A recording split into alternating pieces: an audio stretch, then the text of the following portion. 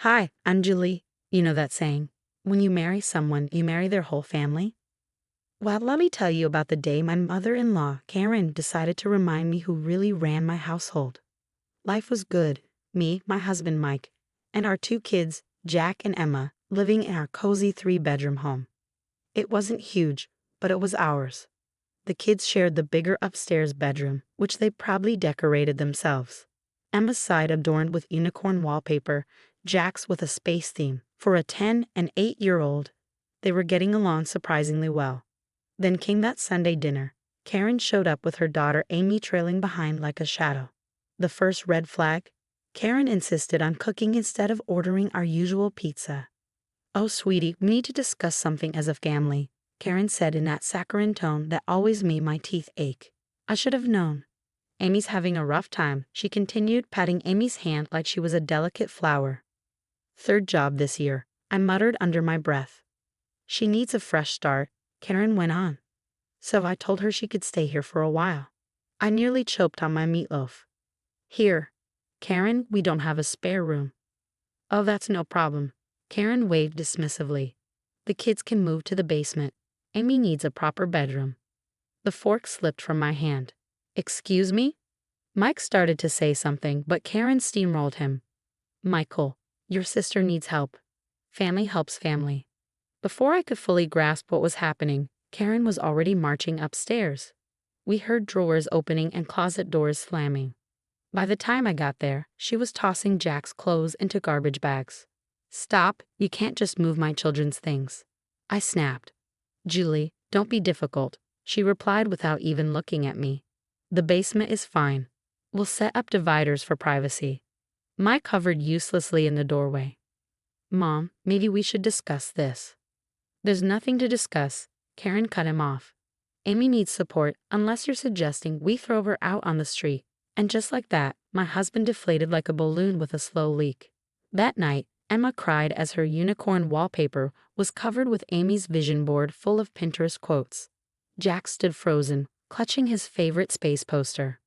As I lay in bed, listening to my kids trying to adjust to their cramped basement setup, I made a decision. Karen might think she'd won this battle, but she had no idea the war she'd just started. "Mike," I whispered, "you know this isn't right." "It's just temporary," he mumbled, rolling over. "Temporary," I repeated, bitterness coating the word. Like the last 3 times Amy needed temporary help. But this time was different. This time she'd messed with my kids. And nobody messes with my kids. 3 weeks. That's all it took for Amy to completely take over our house. It started with the bedroom, then the upstairs bathroom, then the kitchen. She treated the place like her personal bed and breakfast, with Karen as the overly involved manager. "Julie, Amy needs her protein smoothie before yoga," Karen chirped one morning. I glanced over at Amy lounging on my couch, scrolling her phone, while my kids tiptoed around their own home like unwelcome guests. Jack stopped inviting friends over, not that I blamed him. It's hard to host Nintendo tournaments in a basement that smelled like old gym socks. Emma's grades were slipping too. "I can't sleep," she whispered one morning, dark circles under her eyes. "The furnace growls all night, and the basement's too cold." She hesitated before adding, "Jack keeps crying. But he doesn't want Daddy to know." That's when I started the Karen Chronicles, a detailed log of every incident, complete with evidence. Videos of Amy screaming at the kids for making noise during her meditation. Screenshots of Karen's texts demanding organic groceries for Amy's healing journey. Photos of my children's belongings shoved into corners to make room for Amy's essential oil diffuser collection. The breaking point came when I found Emma's favorite stuffed unicorn in the trash. It was cluttering up the hallway. Amy shrugged, not even looking up from her vision board. "Isn't she too old for toys anyway?" I marched straight to Karen, who was reorganizing my pantry without permission. "This ends now. The kids moved back upstairs today." "Don't be ridiculous," Karen snapped. "Amy needs stability right now." "Stability? What about my children's stability while your 40-year-old daughter plays spiritual guru in their bedroom?" "I'm 32, Amy shrieked from the living room. "Julie," Karen's voice went icy. "I don't like your attitude. Michael and I have already discussed this." "Discussed what?" Mike appeared in the doorway, and for once, his timing was perfect. Mom's been making decisions about our house again, I said, holding up Emma's rescued unicorn. Did you know Amy threw this away? It's just a toy, Karen began, but Mike cut her off. That was Emma's birthday gift from Grandpa Tom before he passed, he said, his voice suddenly firm. Something shifted in Mike's face. Mom, we need to talk about boundaries. Boundaries? Karen gasped, as though she never heard the word before. I'm trying to help your sister. I didn't raise you to be so selfish. No, Mike said quietly. You raised me to let you control everything. But this is my family too. My kids matter. Karen's face cycled through several shades of purple before she finally snapped. Well, I never. Amy, pack your things. We're leaving. But my yoga routine, Amy whined. Now. They stormed out, Karen swearing we'd regret our attitude. But watching the kids' faces light up when we told them they could move back upstairs, I knew the only thing I regretted was not standing up to her sooner. I'm sorry, Mike said that night, scrolling through my documented evidence. I didn't realize how bad it had gotten. It's not over. I warned him. You know your mother, she's just regrouping. He nodded, looking like the partner I'd needed all along. Then we'll be ready. The calm lasted exactly 2 days. This time, Karen came armed with blueprints and a contractor. Since you're so concerned about space, she announced, waltzing into our kitchen during breakfast, I found the perfect solution. We'll add an in-law suite over the garage. Amy can have her own entrance. Mike choked on his coffee. Mom, we can't afford. Oh, don't worry about money. Karen spread the plans across the table, over our breakfast dishes. I talked to Bob at the bank. You have plenty of equity to refinance. My stomach dropped. I'd seen Karen cornering Mike outside his office the other day. Now I knew why. Actually, I cut in. We've been talking to our financial advisor about the kids' college funds. No extra loans. Karen's eyes narrowed. Education is important, but family comes first. Amy needs to grow up. The new voice made us all jump. Tom, Mike's dad, stood in the doorway, looking grimly amused. Karen, you're doing it again. I'd never seen Karen speechless before. It was beautiful. Tom, you can't just walk in, she sputtered. Like you do? He raised an eyebrow. Sit down, Karen. We need to talk about Amy's temporary stays with Jessica, David, Marie, and Steve, and why none of them speak to us anymore. 3 families, Karen, Tom continued, his voice weary. You've driven away 3 families with this routine. I'm protecting my daughter. You're crippling her, Tom shot back, and I won't let you destroy another family. After they left, Karen practically dragging Amy away from her plans for a meditation garden. I called my best friend, Sarah. Record everything, Sarah advised, her lawyer instincts kicking in. Tom's testimony, the refinance scheme, everything. If Karen tries anything legal, we'll be ready.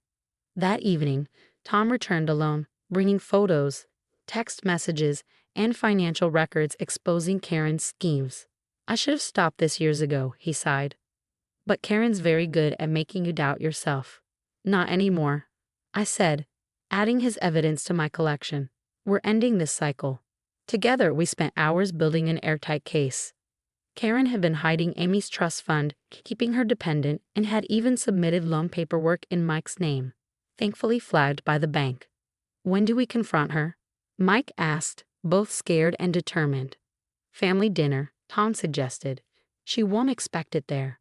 She always uses public settings to control reactions. Perfect, I said, thinking of the group text Karen had sent that morning, demanding we host Sunday dinner to discuss the renovation. Let's give her exactly what she wants, an audience. Sarah helped us prepare our presentation, and Tom rallied the extended family members Karen had burned before. Even our kids contributed, bravely agreeing to share how their basement exile had affected them. Sunday was coming. Karen thought she'd be pressuring us into her plans. Instead, she was walking into her own reckoning. Sometimes the best revenge isn't just exposing the truth. It's letting someone build the stage for their own downfall. Sunday dinner started exactly as Karen had planned, except for the unexpected guests. She froze in the doorway, her eyes widening at the sight of Uncle David, Aunt Jessica, Cousin Marie, and her husband Steve, all seated in our living room. What are they doing here? She hissed at Mike. Family meeting, right? I said sweetly. You always say family comes first. Tom stood beside the TV, where we'd set up our presentation. Karen's face went pale when she saw the renovation blueprints, not just hers, but 3 identical sets from other homes. Before we discuss your plans, I began, let's review some family history. The next 30 minutes were brutal. David described how Karen's temporary arrangement had cost them their savings. Jessica showed pictures of their gutted house, abandoned mid-renovation when they finally broke free. Marie's voice trembled as she detailed the refinancing scheme that nearly cost her family their home. This ends now, Mike said, standing tall and facing his mother. No more renovations. No more manipulating Amy's life. No more controlling our family. How dare you, Karen shrieked. Everything I've done was for family. Amy needs to hear the truth, Tom interjected, pulling out a folder of documents. Tell her about the money, Karen, the account you've been managing since she was 18. Amy's head snapped up. What money? The room went silent as Tom explained. The inheritance from her grandmother. The trust fund that could have funded Amy's independence years ago. The account Karen had kept safe while pushing Amy from relative to relative. Mom? Amy's voice was barely a whisper. Is this true? I wanted to protect you. Karen sobbed, her voice shaking. To keep you close. To keep me dependent, Amy corrected, her expression hardening as she saw the pattern for the first time. I'm 32 years old, Mom. Living in my niece and nephew's bedroom because you convinced me I couldn't survive on my own. Karen left our house for the last time that night, alone. Amy moved in with Tom, who helped her access her trust fund and find a therapist. Last I heard, she was taking coding classes and healing from years of engineered helplessness. The kids spent an entire weekend redecorating their room. Emma's unicorn collection grew with new additions from every family member who came to celebrate. Jack's space posters multiplied until they covered nearly every inch of the walls. The sound of their laughter upstairs was better than any revenge. Mike still struggles sometimes. Years of conditioning don't disappear overnight. But he's in therapy too, learning to recognize manipulation and stand firm against it. As for Karen, she's lost her power, her audience, and her ability to hurt anyone else. The family she wronged stay connected through a group chat, sharing updates and supporting one another. Sometimes the best revenge isn't something you do to someone. It's finally permanently stopping what they've been doing to everyone else. This story has ended, but it raises an important question. At what point should adult children be cut off from family support? Karen enabled Amy's dependence for over a decade. But where's the line between helping someone through hard times and creating harmful patterns of helplessness? Share your thoughts in the comments below. If you enjoyed this tale of family drama and justice served, don't forget to hit that like button and subscribe for more stories exploring complex family dynamics. And remember, sometimes the hardest part of helping someone is knowing when to stop.